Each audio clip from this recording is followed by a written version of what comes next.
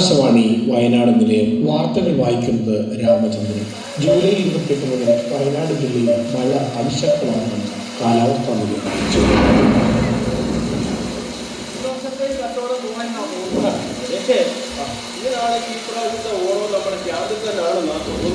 ലക്ഷണം കണ്ടിട്ട് അങ്ങനെ തന്നെയാണ് തോന്നുന്നത്. അടുത്ത ആഴ്ചയാണെങ്കിൽ ലക്ഷ്മിക്ക് ഡേറ്റുവാ. എനിക്കാണെങ്കിൽ അവളെ മോനെ അവളുടെ വീട്ടിൽ കൊണ്ട് വിടുകയും ചെയ്യണം. ഞാനാണെങ്കിൽ ഇന്ന് വൈകിട്ട് കന്നഡ കൊണ്ടുണ്ടെന്ന് പോവാ. അളയെ കേൾക്കുന്നവര്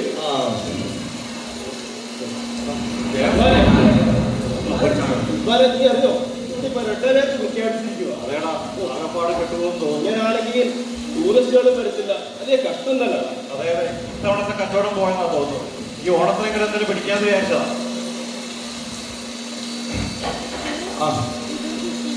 ഇപ്പൊ കേട്ടാ എന്നാലും പഴംപൊരി പൊടിഞ്ഞു തന്നെ.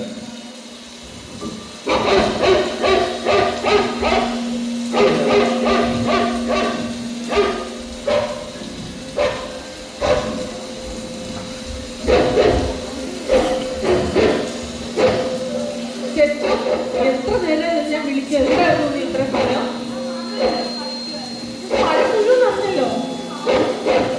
അതെങ്ങനെയാ വാങ്ങിച്ചതിന് ശേഷം ഇതുവരെ മൂല്യുന്നുണ്ടോ? ഇന്ന് കുറെ സമയത്ത് കണ്ട് കുറയ്ക്കുന്നുണ്ടായിരുന്നു. എന്റെ അച്ഛനെ കാണുന്നില്ല.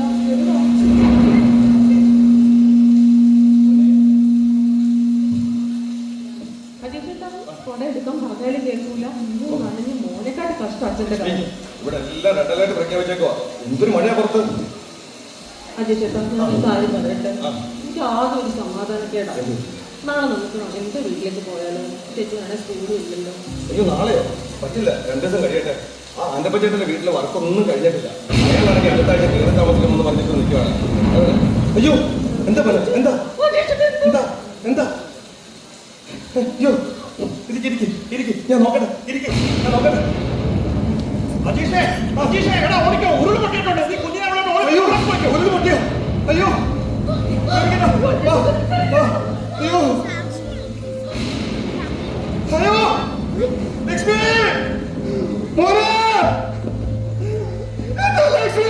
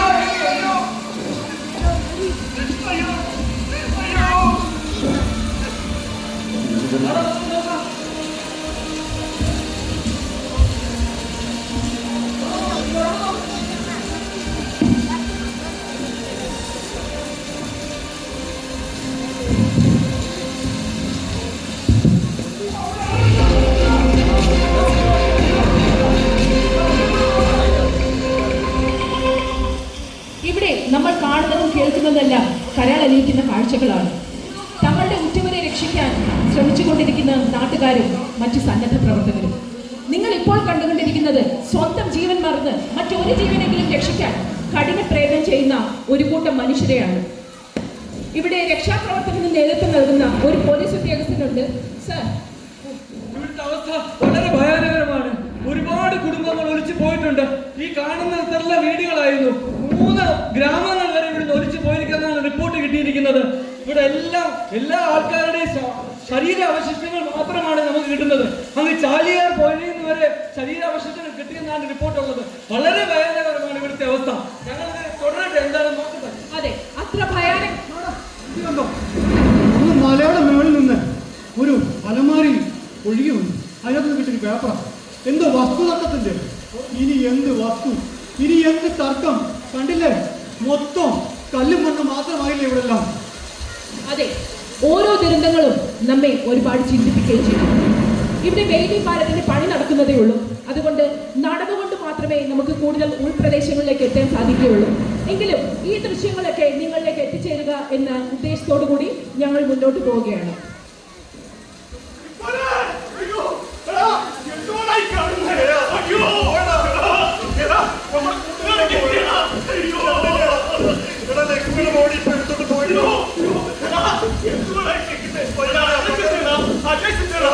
അവന്റെ മോനെ കാണാൻ എവിടെ അറിവ് നടക്കോ? നമുക്ക് നോക്കാം.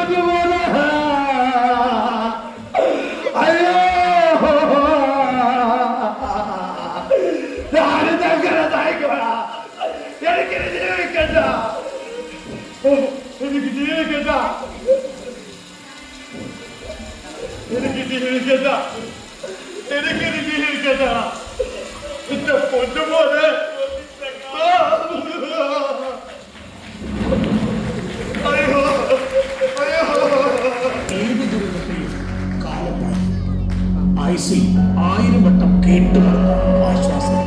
പക്ഷേ ആരുടെ മുറിപ്പാടിനെ എപ്പോൾ കാലം വായിക്കും എന്ന ചോദ്യം മാത്രം ബാക്കിയാണ്.